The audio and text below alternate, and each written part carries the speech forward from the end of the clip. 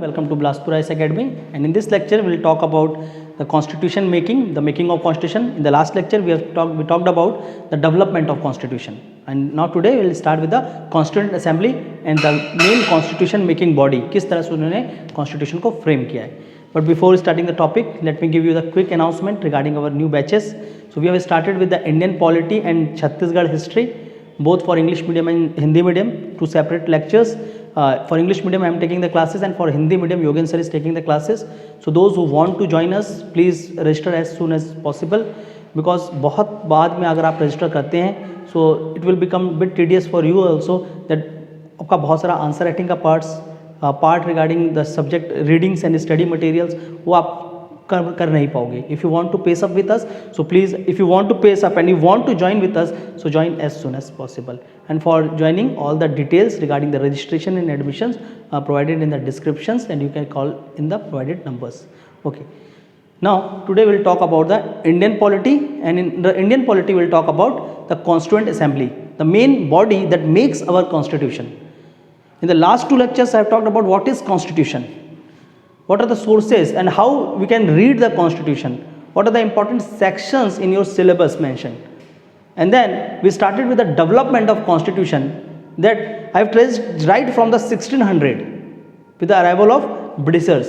So Britishers से लेकर हमने पूरा constitution किस तरह से बना है, we have traced all the histories, and now today we will talk about the constitution making, कि कॉन्स्टिट्यूशन बना कैसे, वो पूरे हिस्ट्री से हमको पता चला कि एक बॉडी बनी थी, the body called constituent assembly. And today will see उस कॉन्स्टिट्यूएंट असेंबली में क्या हुआ and how that constituent assembly makes the constitution of India. तो आज उसकी कहानी हम देखेंगे. Okay, so now today will talk about the constituent assembly.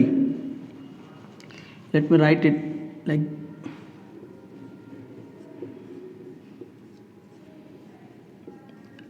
Constituent assembly.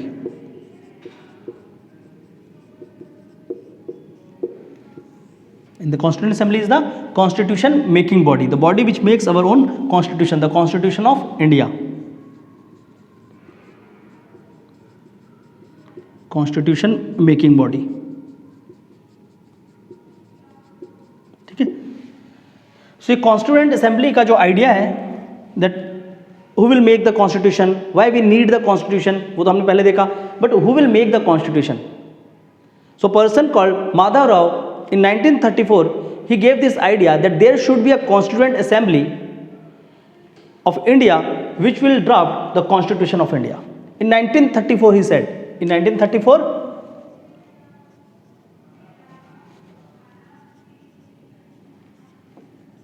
M.N. Rao put forward the idea of constituent assembly. First time he gave the idea of making the constituent assembly. ठीक है, बनाया नहीं था, उसने idea दिया था कि एक ऐसी बॉडी होनी चाहिए that will make the constitution of India. Then this idea was put forward by Indian National Congress, क्योंकि उस समय सबसे इंपॉर्टेंट बॉडी इंडिया की क्या थी during freedom movement, Indian National Congress. सो इन 1935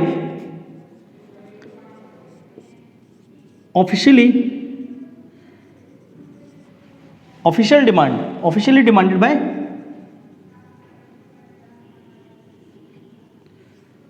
इंडियन नेशनल कांग्रेस.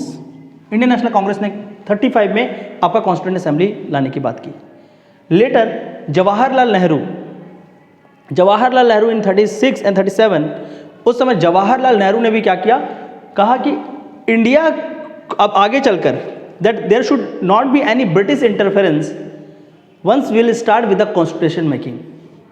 अभी तक क्या हो रहा था, इसके पहले ब्रिटिशर्स एक सेट ऑफ लॉज ला रहे थे, रूल्स ला रहे थे, जिसके थ्रू हम लोग रूल किए जा रहे थे.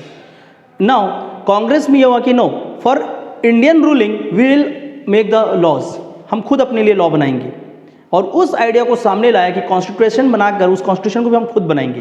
तो क्या हुआ, इसके पहले ये था 1936-37 की बात करेंगे तो इसके पहले ये था कि हाँ एक बॉडी बननी चाहिए जो कि क्या करेगी, कॉन्स्टिट्यूशन बनाएगी.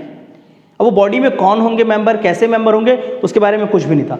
But in 36-37 Jawaharlal Nehru said that the constituent assembly that will make the constitution of India would be solely having the members of India only. ठीक है, तो यहाँ पर क्या बोला गया कि constituent assembly should have only Indian members. एक बॉडी बनाओ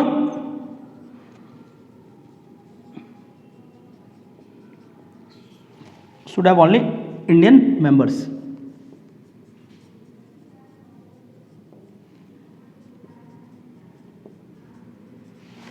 क्लियर? सो ये एक आइडिया सामने आया कि आपका क्या होना चाहिए, एक ऐसी बॉडी बनाना है। और इसी के आसपास if you talk about the 1940s and 39s, तो 39 में क्या स्टार्ट हुआ? World war, second world war start होता है, जहां पर ब्रिटिशर्स और जर्मनी आमने सामने।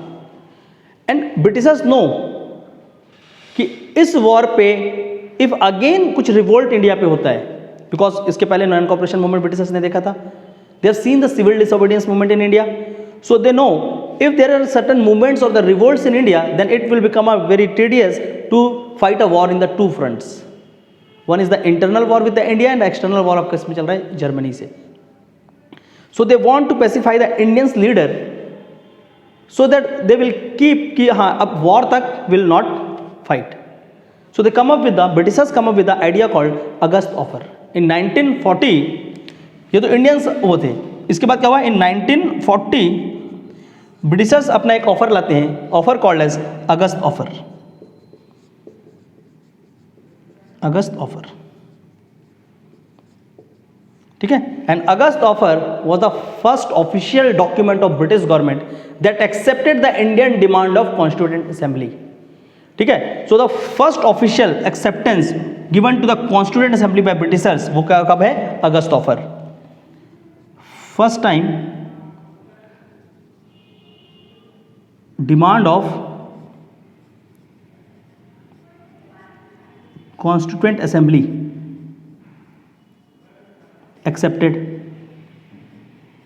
एंड दे सेड, इस अगस्त ऑफर में क्या बोला गया कि पोस्ट वॉर, जब ये वर्ल्ड वॉर खत्म हो जाएगा, post war there would be a constituent assembly which mainly comprises of Indian members. Word क्या लिखा था? मेनली। और ये बना dispute. Indian want solely the members of Indian, पूरे के पूरे इंडियन होने चाहिए, मेनली नहीं। मेनली में क्या हुआ? कुछ ब्रिटिशर्स भी हो सकते हैं। And Indian wants there should be a complete, mainly not the, there should be a solely only the Indian members, demand वो था। एंड दे सेड नहीं, okay will give you the constituent assembly to make your own constitution, but that constituent assembly comprises of mainly the Indian members. और इसको reject कर दिया किसने? Indian governments ने, मतलब जो आपका इंडियन नेशनल कांग्रेस ने रिजेक्ट किया, क्योंकि पूरा इंडियन रिप्रेजेंटेशन नहीं है। देन जो भी वॉर सिनेरियो चल रहा था, इसके बाद they come up with the next proposal called as the Cripps proposal. इसके बाद क्या आया था आपका? Cripps proposal.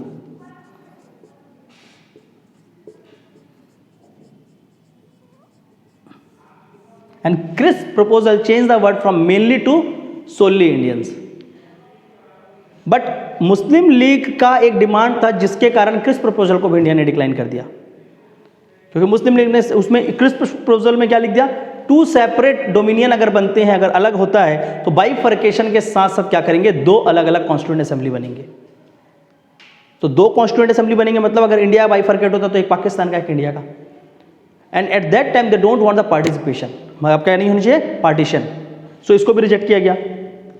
Then finally post war, जब वॉर खत्म हुआ, दे नो कि अब इंडिया को रूल करना इम्पॉसिबल सा है, so they come up with a new set of missions. एक नया मिशन भेजे क्रिस्प प्रपोजल के बाद, क्विट इंडिया मूवमेंट वगैरह हुआ, उसके बाद एक नया प्रपोजल हुआ और एक नया मिशन भेजा। ब्रिटिश गवर्नमेंट जब चेंज हुई तो उसने क्या किया? एक नया मिशन भेजा, mission called as cabinet mission, ठीक है। सो इंडियंस में ये डिमांड्स थी, और उसके बाद यहाँ पर आया आपका August offer, then Cripps proposal, and last में उन्होंने क्या भेजा? Cabinet mission, cabinet mission.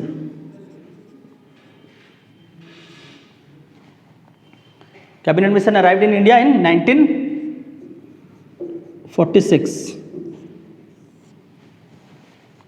Clear. और cabinet missions it laid the principle कि अब क्या होगा? कैबिनेट मिशंस ने क्या बोला कि there will be a constituent assembly of India.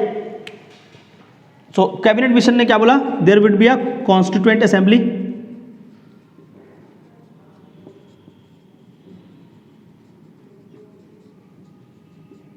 ठीक है। और कॉन्स्टिट्यूएंट असेंबली क्या होगी? सिर्फ there should be only one constituent assembly. Constituent assembly बनेगी, बट वो क्या होगी? Only one. That means cabinet mission rejected the idea of separate Pakistan. फिर भी बनता है पाकिस्तान, ठीक है, तो इसने क्या किया था, only one constituent assembly for both India and Pakistan, इसने तो क्या क्या demand of separate Pakistan was rejected by cabinet mission, demand of separate Pakistan rejected.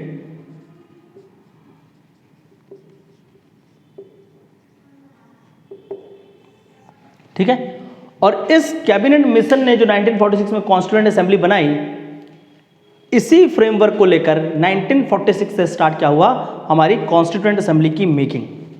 ठीक है, सो कॉन्स्टिट्यूएंट असेंबली किस एक्ट से बना, according to the cabinet mission 1946। ठीक है, तो स्टोरी समझ आया कि कैबिनेट मिशन स्टार्ट कहां से हो रहा है, सॉरी आपकी कॉन्स्टिट्यूएंट असेंबली स्टार्ट कहां से हो रही है। तो कॉन्स्टिट्यूएंट असेंबली का फॉर्मेशन कहां से हुआ, कैबिनेट मिशन प्लान 1946 से। अब ये था क्या, किस तरह से था, वो देखते हैं। ठीक है, सो कॉन्स्टिट्यूएंट असेंबली का फॉर्मेशन अकॉर्डिंग टू द, अभी हम लोग देखते हैं इसको, कॉन्स्टिट्यूएंट असेंबली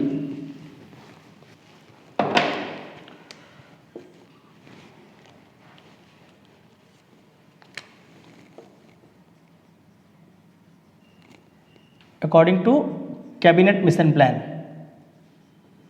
यहीं से बना ये।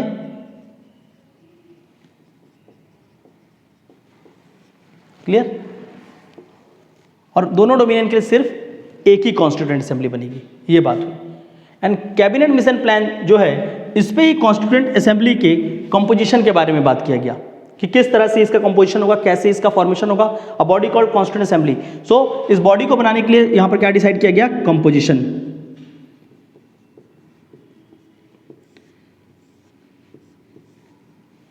Clear, that there are total 389 members,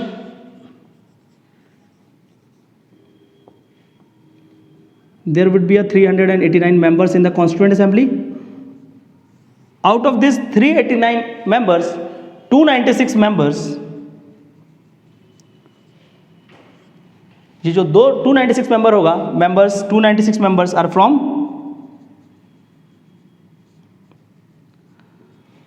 British India or the British provinces, British province, the region which are completely ruled by the Britishers. India का वो रीजन जहां पर कंप्लीटली ब्रिटिश का रूल था, और एक और रीजन कौन सा था, जहां पर इंडिया के किंग्स रूल कर रहे थे, called as the princely state. So 296 seats given to the British India और the British provinces. Okay, and then the remaining seats, clear, so remaining seats जो भी हैं, और 93 seats. Okay, so the remaining seats given to the princely states.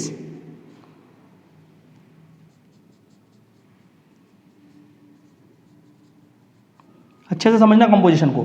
ठीक है, कि 296 member कहां से आएंगे, ब्रिटिश प्रोविंस से आएंगे, और 93 मेंबर कहां से होंगे, प्रिंसली स्टेट से होंगे। ये किसने बोला, कैबिनेट मिशन ने। अच्छा, ये तो कंपोजिशन की बात हुई कि टोटल कितने मेंबर्स होंगे, किस तरह से होंगे। अब इस मेंबर्स को लाया कैसे जाएगा। ठीक है, सो तो ब्रिटिश प्रोविंस के मेंबर थे, देज आर इनडायरेक्टली इलेक्टेड। ठीक है, तो इसका क्या होगा, they are indirectly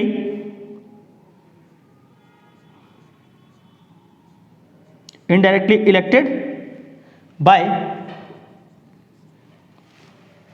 system of proportional representation by mean of single transferable vote,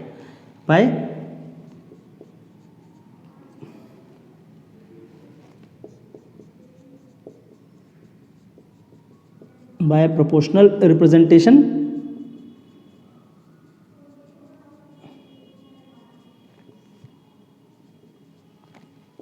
through single transferable vote। कि इलेक्शन का नेचर क्या होगा।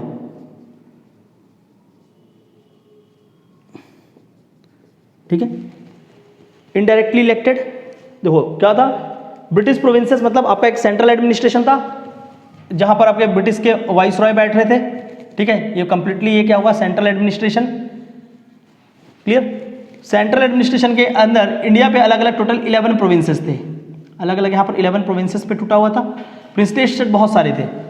ठीक है, तो ये क्या होगा, अ काइंड ऑफ स्टेट। और जो स्टेट्स था, या स्टेट की अपनी भी क्या होती थी, इनकी असेंबली थी। मैंने बताया था, जैसे आज की डेट में क्या है, यूनियन गवर्नमेंट अपना पार्लियामेंट है, और स्टेट की क्या होती है, स्टेट असेंबली। ठीक है, तो ये क्या है, ये प्रोविंसेस हैं, प्रोविंसेस अंडर ब्रिटिशर्स, और यहाँ पर क्या चल रहा था, प्रोविंशियल लेजिस्लेचर। सो जो प्रोविंशियल लेजिस्लेचर के मेंबर थे, ठीक है, indirectly elected by proportional representation through mean of single transferable votes, and this are the members of provincial legislative assembly. तो इस इलेक्शन किसका हो रहा है, this are the members of provincial legislative assembly. Clear? तो इसलिए ये इनडायरेक्ट इलेक्शन है। अगर डायरेक्टली लोग, पीपल्स ऑफ इंडिया अगर वो डायरेक्टली उसको इलेक्ट करते तो वो क्या होता है कि वो डायरेक्ट इलेक्शन था। इनडायरेक्ट क्यों? क्योंकि इस लेजिस्लेटिव असेंबली के जो मेंबर्स हैं वो अपने में से ही क्या कर रहे हैं, लोगों को चुन रहे हैं। क्लियर? तो ये लेजिस्लेटिव असेंबली के जितने मेंबर्स थे वो आपस में ही, उनमें से कुछ लोग खड़े हुए कि हाँ हमको कैबिनेट किसका कॉन्स्टिट्यूएंट असेंबली का पार्ट बनना है, और फिर वो क्या कर रहे हैं, अपने में से ही लोगों को इनडायरेक्ट वोट से क्या कर रहे हैं, इलेक्ट कर रहे हैं। और कैसा होगा वो, प्रोपोर्शनल रिप्रेजेंटेशन, मतलब according to the population size. जैसे किस जगह से कोई इलेक्ट होकर आया तो एक कंप्लीटली पॉपुलेशन को रिप्रेजेंट कर रहा होगा, 1 लाख में से होगा एक एमएलए एमपी जैसे बनते हैं आज की डेट पे, तो उसमें भी आए होंगे इनिशियली उस लेजिस्लेटिव असेंबली में। तो वो अपने पॉपुलेशन के प्रोपोर्शन पे, उनके पॉपुलेशन जितना है उसके हिसाब से उसका रिप्रेजेंटेशन होगा, और क्या होगा, by mean of single transferable vote, मतलब एक आदमी सिंगल वोट देगा, सिंगुलर वोट्स। ठीक है, तो system of election is proportional representation through mean of single transferable vote. ठीक है, और क्या था वो, एक इनडायरेक्ट इलेक्शन हुआ इस पे। और इस 296 सीट्स में जो पॉपुलेशन के हिसाब से जब उसको बांटा गया तो इस 296 सीट्स को इसको डिवाइड किया गया 3 हाफ्स में। ठीक है, तो तीन हाफ में इसको डिवाइड किया गया। रिप्रेजेंटेशन ऑफ मुस्लिम्स, तो Muslims seats reserve for Muslims, then there is a reservation for Sikh, and third is called as general. जो भी बचे हुए हैं वो सारे को क्या किया गया, जनरल पे। तो 296 सीट्स को कुछ इस तरह से बांट दिया गया। क्लियर? 296 सीट्स को आपने कुछ इस तरह से बांट दिया, आधे ब्रिटिश प्रोविंसेस पे गए, कुछ प्रिंसली स्टेट पे गए, और डिवाइड करके मुस्लिम, सिख्स एंड जनरल्स, इस तरह से क्या किया गया, एक डिवीजन बना दिया गया। और इसके बाद क्या हुआ, इलेक्शन हुआ, election for the members of constituent assembly, इस पे एक इलेक्शन होगा।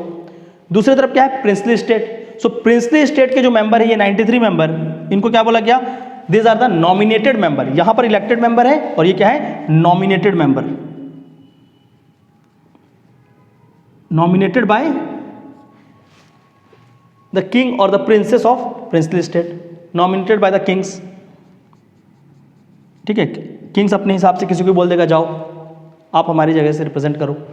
सो अगर देखा जाए तो constituent assembly is partially elected and partially nominated body. So constituent assembly को अगर इससे देखेंगे तो क्या होगा, constituent assembly is partially elected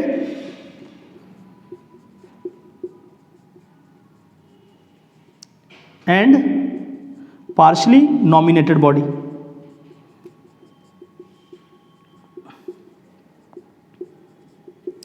clear? कभी कभी क्वेश्चन आता है कि कॉन्स्टिट्यूएंट असेंबली किस तरह से बनी थी। ठीक है, so partially elected and partially nominated. Elected member British provinces थे, वो भी इनडायरेक्ट इलेक्टेड थे through means of proportional representation by single transferable vote, और वहां पर क्या थे, प्रिंसली स्टेट्स के मेंबर थे जो कि 93 थे, nominated by the Kings. Clear? इसके बाद क्या हुआ, इलेक्शंस हुए, इस कंपोजिशन, ये सारा चीज डिसाइड हुआ। इसके बाद हुए इलेक्शन,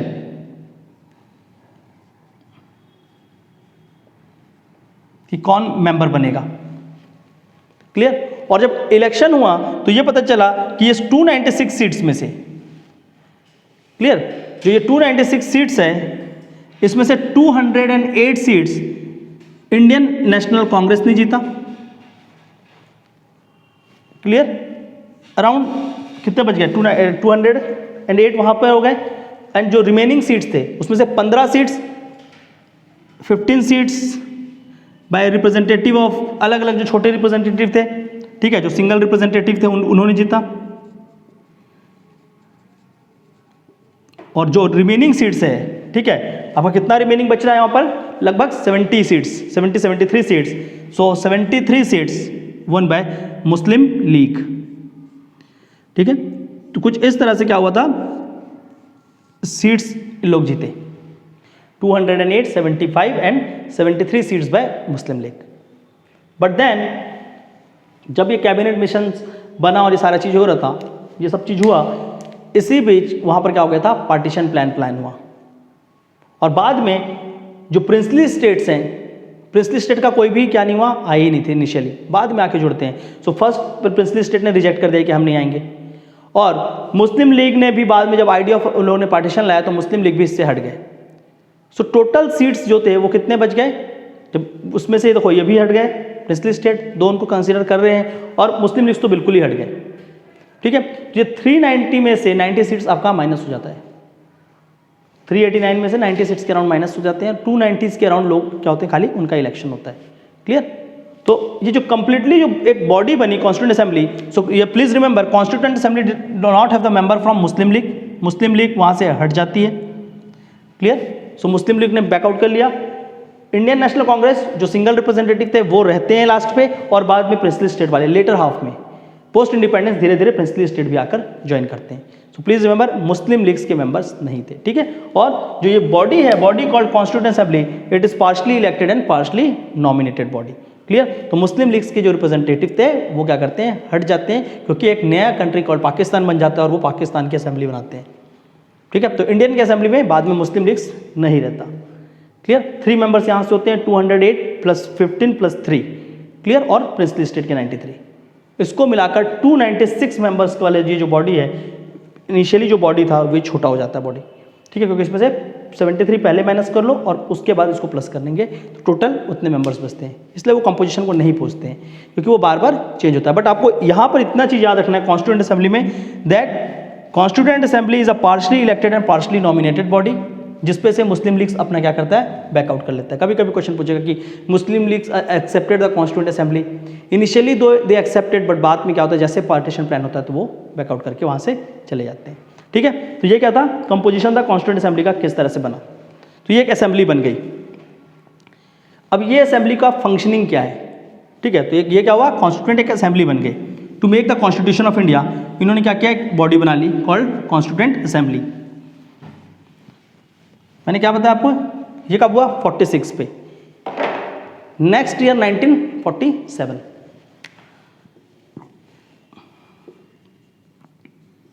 यहां पर क्या हुआ, इंडिपेंडेंस। यहां पर है independence act 1947, government of India act called as the independence act, ये आया। और इस एक्ट ने क्या किया, कॉन्स्टिट्यूएंट असेंबली जो एक बॉडी बनी थी इसमें कुछ चेंजेस इंट्रोड्यूस किए। ठीक है। So according to cabinet mission plan and the changes introduce by independence act, ये दोनों ने क्या किया, कुछ चेंजेस इंट्रोड्यूस किए कॉन्स्टिट्यूएंट असेंबली के फंक्शनिंग पे, और उस दोनों एक्ट में जो लिखा है उसके हिसाब से हमारी कॉन्स्टिट्यूएंट असेंबली ने कुछ वर्क किए। ठीक है। सो कॉन्स्टिट्यूएंट असेंबली को देखते हैं कि ये क्या है, इसके वर्क्स क्या है और ये किस तरह से काम करेंगे, और ये कहां से साइन हुआ इसको work, through cabinet mission plan number 1, और नंबर 2 क्या था, इंडिपेंडेंस एक्ट। इन दोनों से cabinet mission plan said constitution making body, ये क्या करेगी, एक कॉन्स्टिट्यूशन बनाएगी। इंडिपेंडेंस क्योंकि हो गया, so independence act said it is not just a constitution making body but it is also a legislative body, क्योंकि क्या हुआ, ब्रिटिशर्स अब लॉ नहीं बनाएंगे, पर जब तक कॉन्स्टिट्यूशन नहीं बन जाता, अगर कहीं पर हमको कोई स्कीम चलाना है, कोई लॉ बनाना है, वो कौन देखेगा। So according to this constituent assembly को अगर देखा जाए तो यहाँ पर क्या किया, इनके वर्क को डिफाइन करते हैं दोनों के दोनों, और सबसे इंपॉर्टेंट वर्क क्या है, that constituent assembly is not just a constitution making body but it is also a legislative body. तो कॉन्स्टिट्यूएंट असेंबली को 2 फंक्शन असाइन किए गए, they have assigned the 2 functions to constituent assembly. First is it act as a constitution making body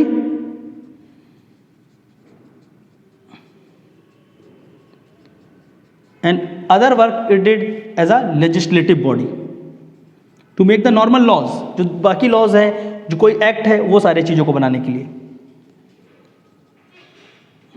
a kind of parliament। ठीक है। सो ये legislative function से क्या पता चल रहा है, it is the parliament of India. ठीक है। First parliament of free India कौन है, कॉन्स्टिट्यूएंट असेंबली खुद ही है। क्लियर। सो देखो, constitution making body and also a legislative body. ये चीजें। देन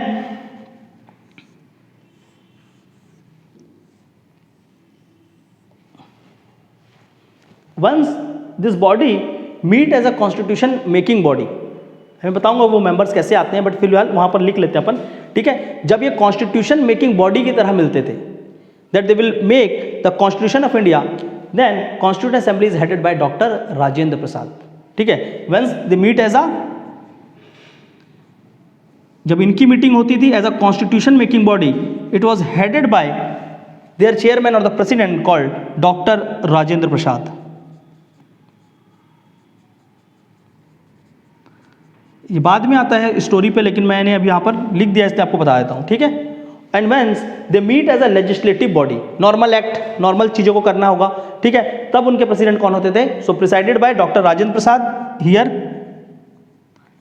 और once they meet as a legislative body, it is presided by G V Mavalankar, ठीक है। जब लेजिस्लेटिव बॉडी बनकर आते थे तो कौन थे प्रेसिडेंट? जीवी मावलंकर।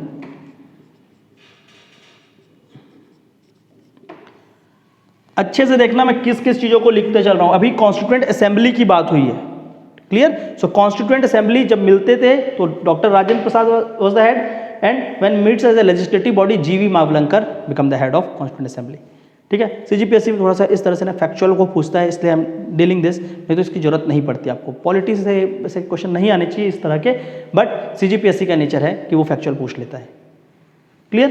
देन एक काम तो ये था, देन इंडिपेंडेंस एक्ट और कैबिनेट मिशन प्लान का जब इंडिपेंडेंस एक्ट आया तो इंडिपेंडेंस एक्ट ने इसको और भी वर्क असाइन किए।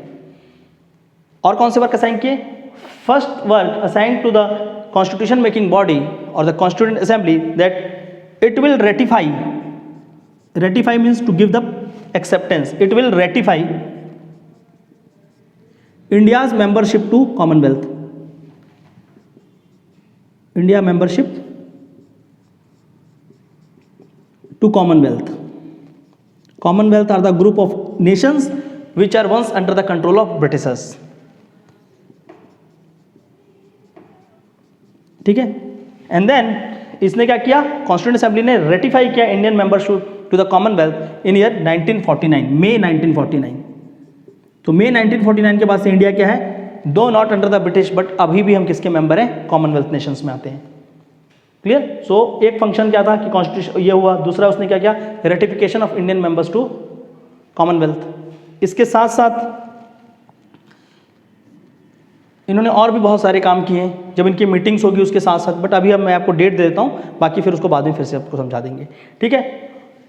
इंडिया गॉट इंडिपेंडेंस 1947 15 ऑफ अगस्त। अब आपको इंडिपेंडेंस मिल गया, आप झंडा फहराओगे कि नहीं फहराओगे? फ्लैग होस्टिंग होना चाहिए ना, अगर हमको इंडिपेंडेंस मिला हम कैसे बताएंगे? सो कहीं ना कहीं फ्लैग को पहले देना पड़ेगा। So on 22nd of July 1947 the Indian national flag was adopted and accepted by Constituent Assembly, ठीक है। On 22nd July 1947 national flag of India. Flag codes वगैरह मैं आपको बाद में समय मिलेगा तो आपको बताया जाएगा। Flag, national flag of India adopted और एक्सेप्टेड बाय कॉन्स्टिट्यूएंट असेंबली। कब किया? 22nd of July, clear. आगे चलकर अगर हम लोग कॉन्स्टिट्यूएंट असेंबली को देखेंगे तो इससे इन्होंने क्या किया? कॉन्स्टिट्यूशन बनाया, और कॉन्स्टिट्यूशन को कब बनाया था? 26 नवंबर को। और ये बात हुई कि कॉन्स्टिट्यूशन का स्टार्टिंग डेट क्या रखेंगे? 26 जनवरी 1950, वो सारा भी देखेंगे। तो अगर 26 जनवरी को आपको कॉन्स्टिट्यूशन को लागू करना है या आपको कॉन्स्टिट्यूशन को स्टार्ट करना है, so definitely you need president, क्योंकि कॉन्स्टिट्यूशन और the parliament itself is incomplete without the president of India. President ही नहीं होगा तो पार्लियामेंट का क्या काम करा जाएगा, ठीक है। First thing. नंबर 2, अब रिपब्लिक हो, आपका कॉन्स्टिट्यूशन आया, थोड़ा सा गाना वाना गाना होगा, एंजॉय करेंगे ना कि हाँ भाई चलो हम लोग का भी कंट्री बन गया कम से कम। So we need a song, a national song और द नेशनल एंथम, ठीक है। सो बिफोर 26 जनवरी 1950 जब हमारा रिपब्लिक डे है, रिपब्लिक डे से 2 दिन पहले ऑन 24 जनवरी 1940, 24 जनवरी 1950 not 40, 24 January 1950 this constituent assembly adopted national anthem, national anthem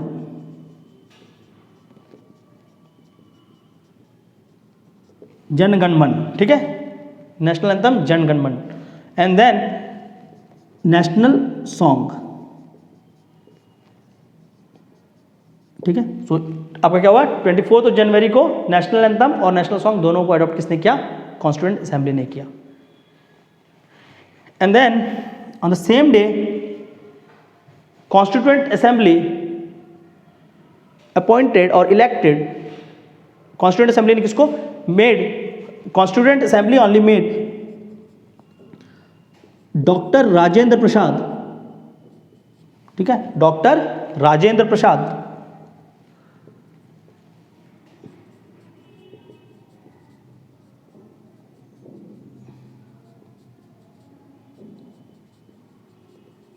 as first president of India,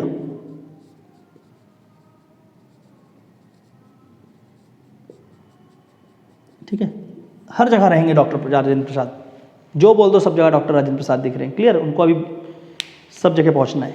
सो 24 जनवरी को क्या हुआ, डॉक्टर राजेंद्र प्रसाद को प्रेसिडेंट ऑफ इंडिया। तो ये कॉन्स्टिट्यूएंट असेंबली की कुछ अलग से काम है जो उसने किया है, ठीक है।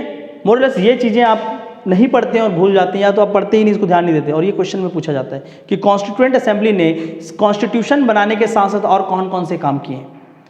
सो apart from making constitution, constituent assembly did all this work as well, और it act as a parliament of India. और कब तक काम किया है, जब तक कि आपका प्रॉपरली एक parliament after the first election 1951 नहीं बन गया, तब तक ये क्या कर रहा था, काम कर रहा था, ठीक है। सो कॉन्स्टिट्यूएंट असेंबली, ये कुछ उसके लिए जनरल इन्फॉर्मेशन था। अब अपनी वर्किंग को, ये जो वर्क इसको असाइन किया गया है, ये जो काम कर रही है, इसके लिए उसने क्या क्या किया, टू मेक द कॉन्स्टिट्यूशन। अब कॉन्स्टिट्यूशन बनाना है तो इतना आसान चीज नहीं है, ठीक है, because if you are making the constitution of any nation, so आपको क्या होना चाहिए, at least you should know the demands of people, you should know the demands of state, you should know the language, तो क्या क्या चीज़ों लोगों के लिए रिक्वायर्ड है, so that they can attend the overall development with respect to the political, social and economical. ये सारा डेवलपमेंट वो उनके असाइन हो सके, वो कर सकें, ठीक है। सो उस सारी चीज़ों को देखने के लिए कॉन्स्टिट्यूशन अगर मेकिंग करना है, so you need a better study, ground level study. So what this constituent assembly did, इन्होंने सबसे पहले अपनी सेशंस बुलाई। The first session of constituent assembly 1946 की ही बात हो रही है, ठीक है। तो यहां पर हम लोग देखते हैं पहले कॉन्स्टिट्यूएंट असेंबली की सेशंस, ठीक है। टोटल 11 सेशन हुए हैं, 11 सेशन थे, एंड देन लास्ट टाइम 24 जनवरी को वो मीट हुआ इनका एक और, ठीक है। तो 11 सेशन और लास्ट में एक और अलग से मीटिंग कब हुई, 24 जनवरी 1950, जब इन लोगों ने क्या किया था, कॉन्स्टिट्यूशन को साइन करके सब कुछ कर दिया था, ठीक है। बट इन सेशन से पहले अब देखते हैं फर्स्ट सेशन कब हुआ, ठीक है। तो कॉन्स्टिट्यूएंट असेंबली का जो पहला सेशन है, फर्स्ट सेशन, वो कब हुआ था, 9 दिसंबर 1946, 9 दिसंबर 1946 फर्स्ट सेशन हुआ, किसका, कॉन्स्टिट्यूएंट असेंबली का, ठीक है। देन सेकेंड सेशन 13 दिसंबर 1946। देखो जो पहला सेशन कब हुआ था, 9 दिसंबर 1946। इस दिन क्या किया गया, किसी ना किसी को चेयरमैन और प्रेसिडेंट बनाना पड़ेगा, head of. So presiding officer किसको बनाएंगे, इसके ऊपर बात हुई फर्स्ट डे। और एक फ्रेंच जो एडमिनिस्ट्रेशन और फ्रेंच गवर्नेंस है, वहाँ पर एक फिलॉसफी चली आती है, एक थ्योरी है एडमिनिस्ट्रेशन की, कि जो सबसे बड़ा होगा एज में, उसको क्या बनाया जाएगा, उसका चेयरमैन और प्रिसाइडिंग ऑफिसर बनाया जाएगा, ठीक है। सो इस पे कॉन्स्टिट्यूएंट असेंबली की जो presiding officer, the first presiding officer, the president of constituent assembly किसको बनाया गया, सच्चिदानंद सिन्हा को, याद रखना, ठीक है। तो ऑन 9 दिसंबर डॉक्टर सच्चिदानंद सिन्हा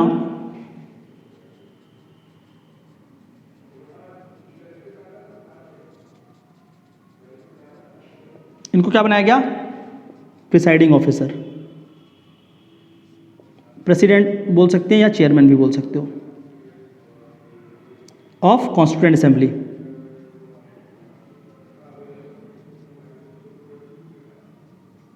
ठीक है, जैसे आज के डेट में क्या होता है, जब भी एक नया पार्लियामेंट बनता है तो एक प्रोटम स्पीकर बनते हैं।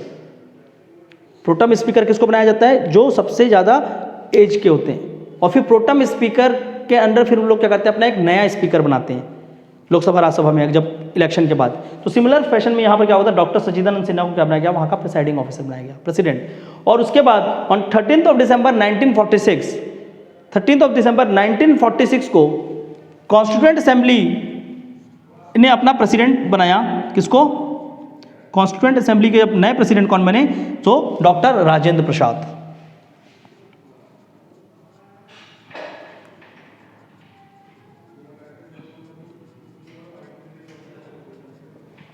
क्लियर। बाद में मैंने दिखाया कि डॉक्टर राजेंद्र प्रसाद को प्रेसिडेंट ऑफ इंडिया बनाया जाता है, पर अभी क्या किसकी बात है, doctor Rajendra Prasad become president of constituent assembly, not president of India, president of constituent assembly 1946।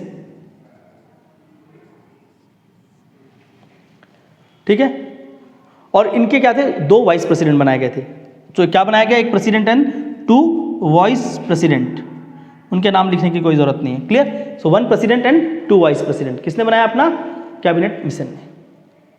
तो फर्स्ट मीटिंग, सेकंड मीटिंग 13 दिसंबर। क्लियर। इसके बाद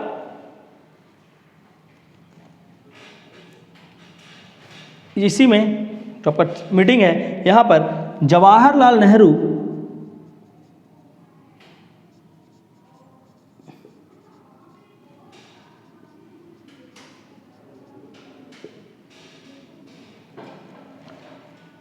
ठीक है, Jawaharlal Nehru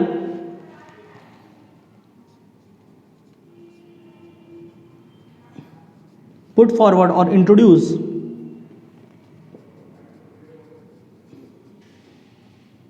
objective resolution.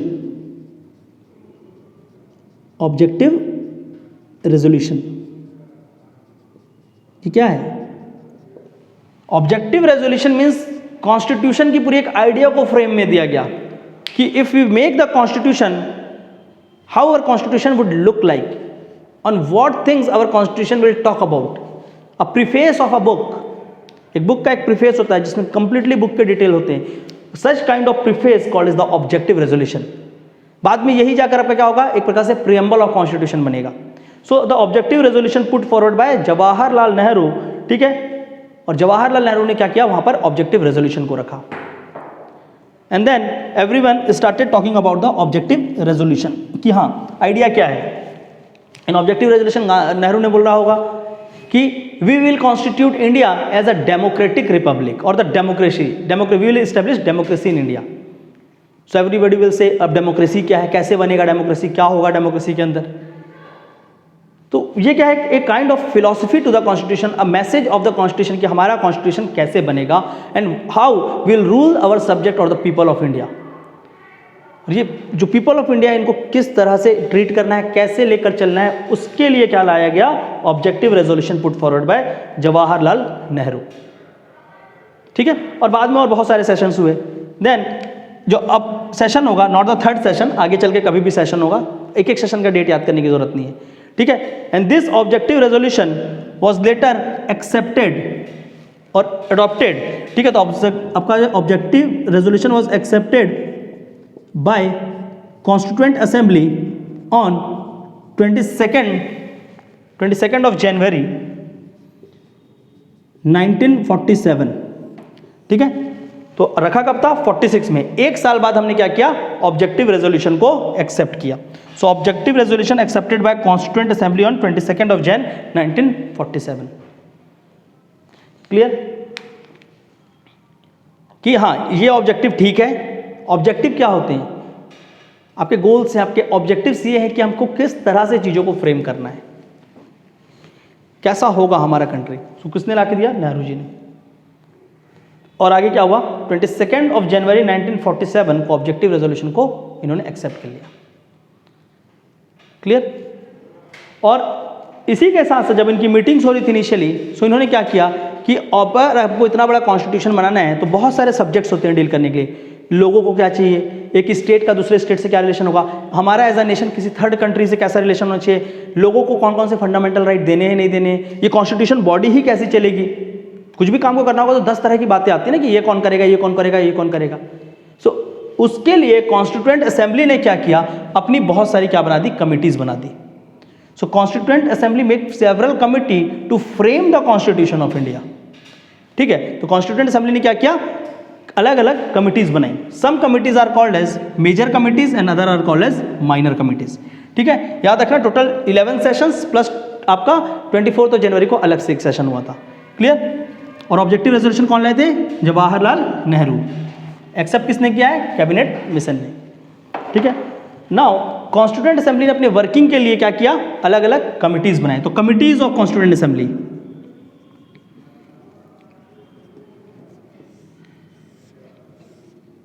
The committees of constituent assembly.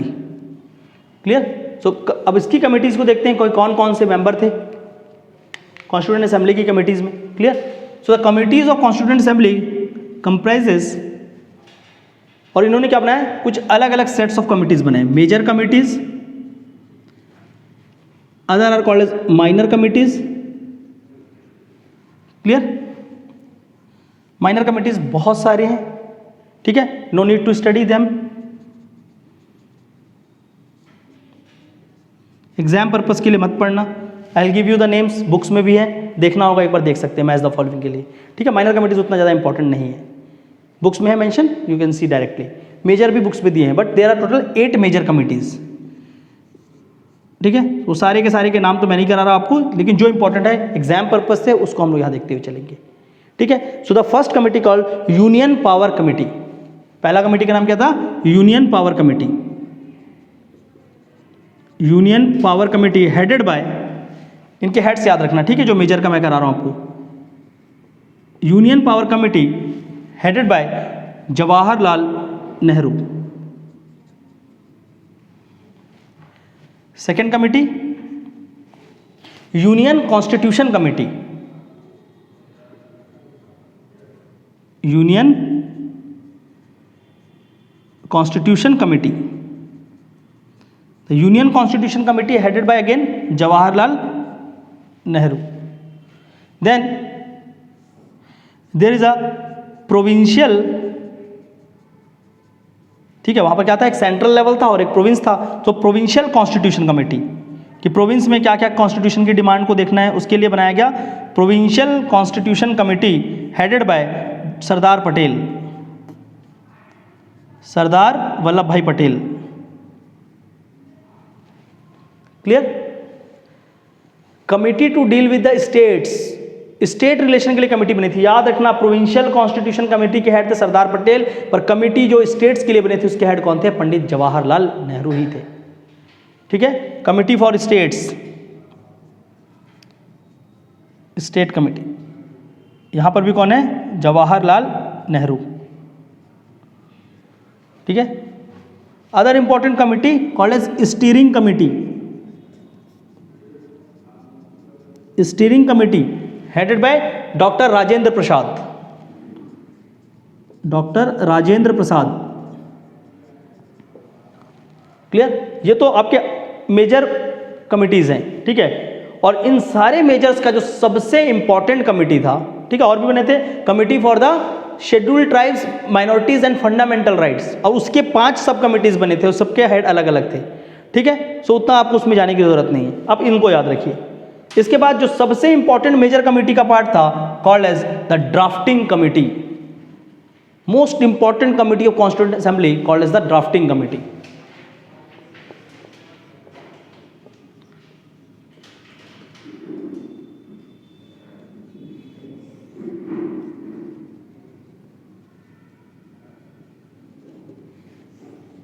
The drafting committees,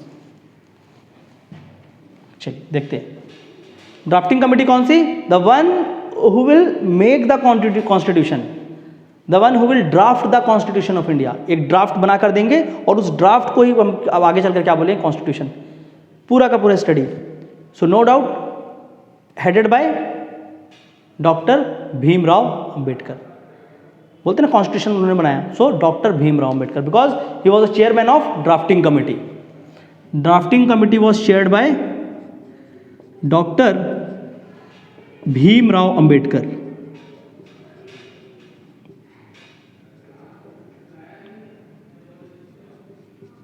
And he was a constitutional maker of India and also called as modern Manu. He was called as modern Manu as he made the constitution of India. ठीक है, और इनके सारे members important है drafting committee के. Time and again they ask the question कि who all are the members of drafting committee. So drafting committee comprises of total 7 members. ठीक है, कितने थे? टोटल 7 मेंबर थे. पहले कौन है? Doctor Bhimrao Ambedkar. Second member is Ayyar. ठीक है, so first is doctor Bhimrao Ambedkar, second I Y Ayyar, third is Alladi Krishna Swami Ayyangar. वो Bombay to Goa movie type का याद रख लेना. ठीक है, अंबेडकर, अय्यर, कृष्ण स्वामी अयंगर. ठीक है, इस तरह से आप लोग क्या करेंगे, एक एक करके नाम पाके लिख जाएंगे. So doctor Bhimrao Ambedkar, Ayyar, then Krishna Swami Ayyangar. Krishna Swami Ayyangar, double Y होगा. ठीक है, Ayyangar. Then K M Munshi. The fourth person is K M Munshi.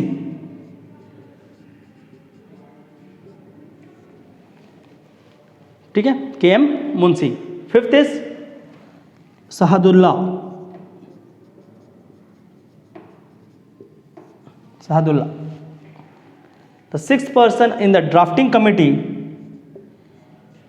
दो he was not the original member. Original ये मेंबर नहीं थे, बाद में ये उनको मेंबर बनाया गया, क्योंकि एक की क्या होती है, डेथ हो जाती है. DP Khaitan was died, who was the original member of constituent assembly. और डीपी खेतान जब डाइड होते हैं तो किसको बनाया जाता है? T Krishnamachari. So T Krishnamachari.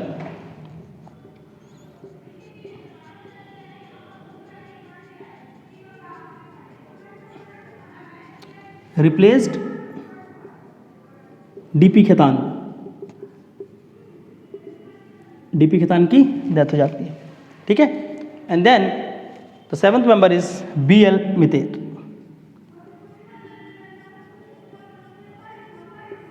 B L Mitter. ठीक है, सो ये क्या है, टोटल आपके मेंबर्स हैं 7 members of constituent assembly.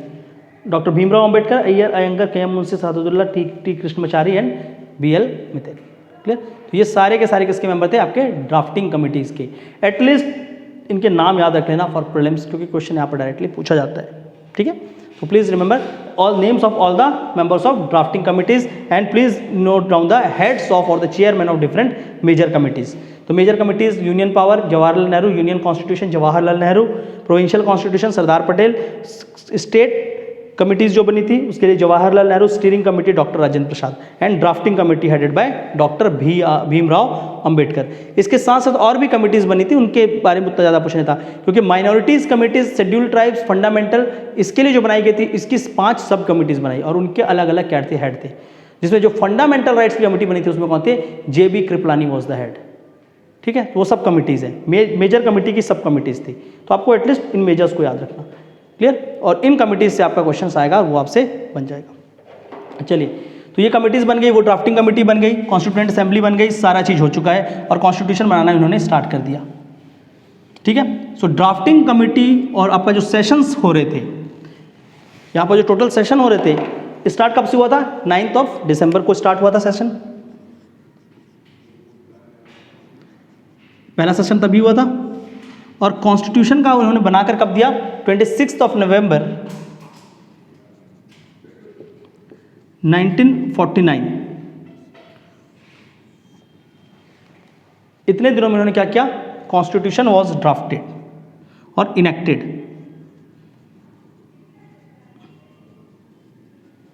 Constitution का ये क्या हो गया? Enacted and adopted. क्लियर. तो यहां पर देखो कितने दिन लगे होंगे? 46 से 49. ये दिसंबर है, एंड ऑफ द ईयर, और ये क्या है? नवंबर. So it took 2 years. Constituent assembly took 2 year 11 month and 18 days to finish off the constitution. इतने दिनों में कॉन्स्टिट्यूशन को बनाया था एंड टोटल 11 सेशंस प्लस 1 एक कब हुआ 24 जनवरी. क्लियर. और इतने दिनों में हम लोगों ने क्या बना कर दिया, constitution of India was enacted and adopted and this constitution of India on 26 November 1949 was adopted by people of India. People of India अब कैसे होगा, बिकॉज कॉन्स्टिट्यूशन असेंबली में जो मेंबर्स हैं उसको कहीं ना कहीं लोगों से ही पहुंचे हैं. So this constitution of India was enacted and adopted on 26th November 1949 by Constituent Assembly on behalf of people of India. तो अगर क्वेश्चन आता है कि adopted by people of India, वो भी सही होगा, Constituent Assembly दोनों सही होगा, but Constituent Assembly on behalf of people of India. So adopted and enacted by Constituent Assembly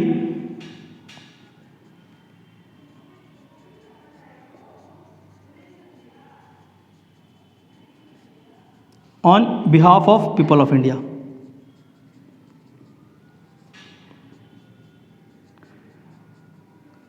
और ये लिखा कहाँ पर है ये डेट, अगर हम लोग प्रेजेंट कॉन्स्टिट्यूशन की बात करें तो ये डेट कहाँ पर लिखा है ये सारे के साथ, तो ये लिखा हुआ है in preamble of constitution. So this thing 26 नवंबर वाला ये जो डेट है it is written in preamble of constitution. ये सारा वर्ड कहाँ पर लिखा हुआ है, written in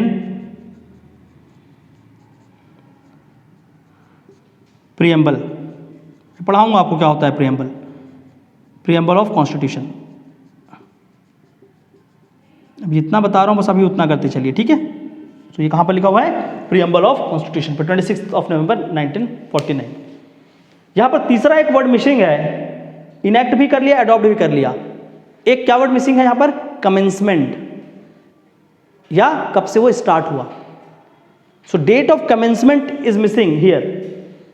constitution was enacted adopted but not come into the force. अभी भी वो क्या नहीं हुआ, फोर्स पे नहीं आया है. सो लेटर ऑन 26 जनवरी 1950, इसी से पहले कब होगा, 24 जनवरी को लास्ट सेशन हुआ 1950 पे, सॉरी 1950 पे 24 जनवरी को. और वहां पर क्या देखा हमने, सारा का सारा चीज देखा, नेशनल फ्लैग को, सॉरी आपका क्या था, नेशनल एंथम लाए थे, नेशनल सॉन्ग लेकर आए थे, वो सारी चीज देखा था हमने. सो सिमिलरली उसके 2 दिन बाद ऑन 26 जनवरी 1950, ठीक है. और ये 24 जनवरी को क्या हुआ था, constitution was sign. 24 January 1950 sign by members of constitution assembly.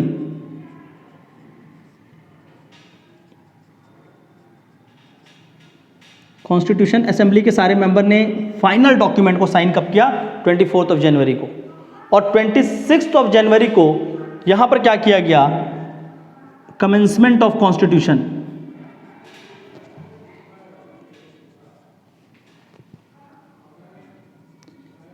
Commencement और constitution comes into the force.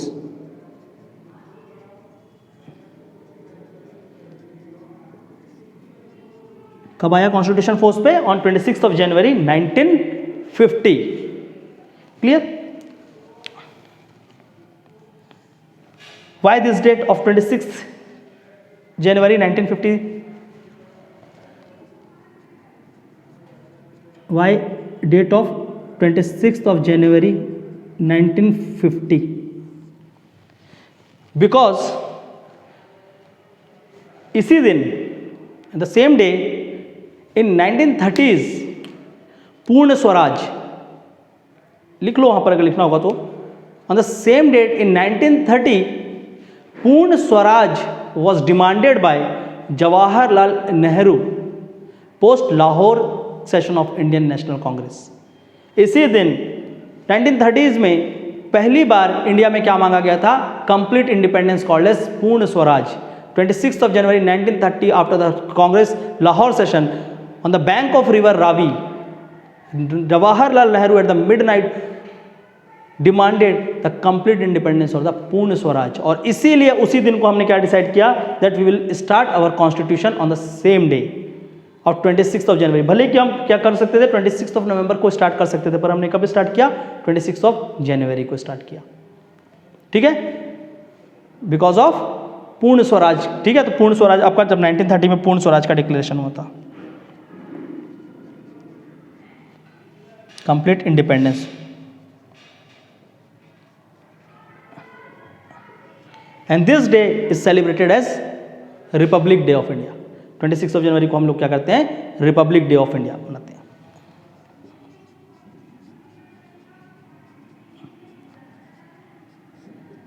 ठीक है, तो इसको ही हमने बाद में क्या बोला कि हमारा रिपब्लिक डे होगा।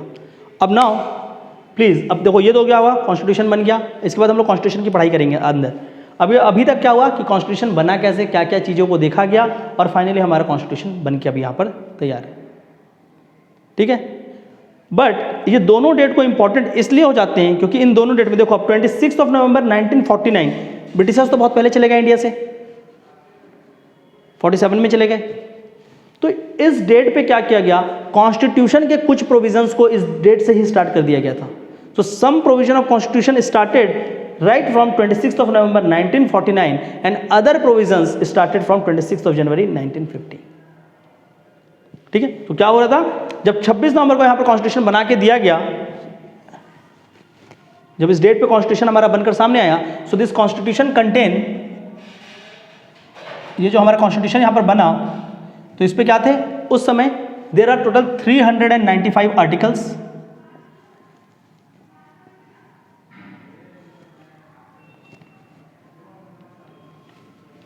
ठीक है, so there are total 395 articles, 8 schedules,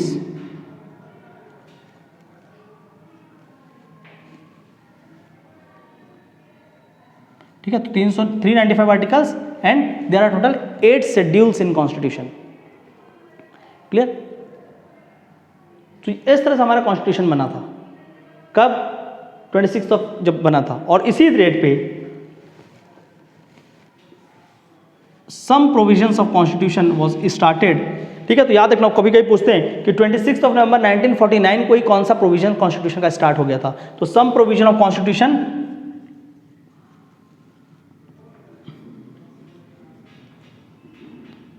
started or come into the force